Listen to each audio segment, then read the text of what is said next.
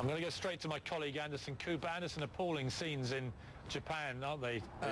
What will you be doing on this tonight on your show? Yeah, it's unbelievable stuff. We'll continue the breaking news out of Japan. Another potential disaster tonight. Fears of some sort of a nuclear meltdown. Multiple plants are being monitored. At one, radiation levels register more than 1,000 times normal. We'll speak with the wife of an American whose husband works in one of those plants.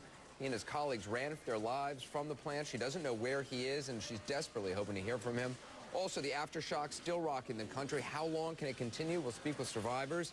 And we'll see what the situation is now near the epicenter of the quake, where that massive tsunami just swept away everything in its path. Those stories. And we haven't forgotten about Libya. A CNN crew was roughed up in Tripoli today by Gaddafi thugs. We'll also have the latest on the fighting in the east of Libya. All that and more appears at the top of the hour.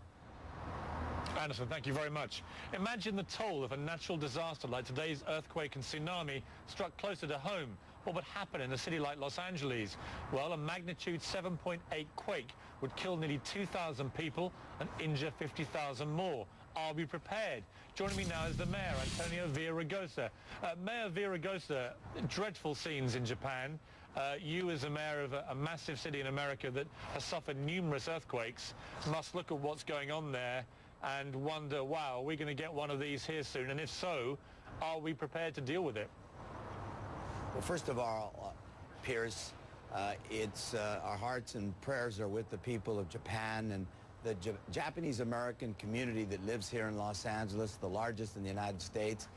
And yes, that's a question that any chief executive and that our first responders ask ourselves all the time, which is why LA has a state-of-the-art emergency operations center, which is why we collaborate with our local and state and federal partners in the way that we do, and why we participate in the largest preparedness exercise in the United States of America. It started here. It's called the Great California Shakeout.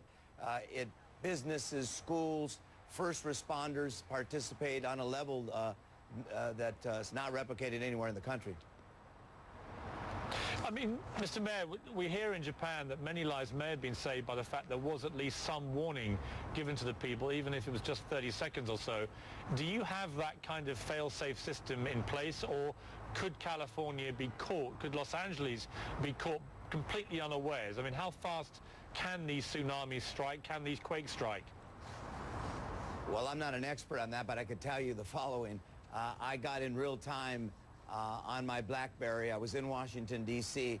I was woke up early in the morning, and we got regular updates on what the status of the earthquake and the tsunami watch was. We participated in an exercise to reassess our tsunami weak points, if you will, along our city's coast. In 2009, we put up tsunami watch signs. We've reassessed where the points of weaknesses are. We had a number of unified commands at the port, at the airport, and in West Los Angeles to monitor all of this. And we were on top of it from early in the morning to this afternoon. And let me ask you about the behavior of some people on the coast in Los Angeles. I mean, I was pretty flabbergasted this morning that despite warnings of a potential tsunami, you've got people going out surfing, swimming, walking on the beach as if nothing's happening. Is that just crass stupidity in your view? Yes. Yes is the answer. Look, Pierce, we've seen this in fires, in evacuations, with floods that we've had, and in earthquakes. Unfortunately, despite the fact that we warn people not to go to these areas of devastation and destruction, oftentimes they don't heed the warnings. We can close the beach as an example, but people will still try to come. It's happened many, many times, and it is the utmost in stupidity, as you said. Mayor Villaraigosa, thank you so much for your time. Thank you. Coming up, I'll ask the weather Thank you.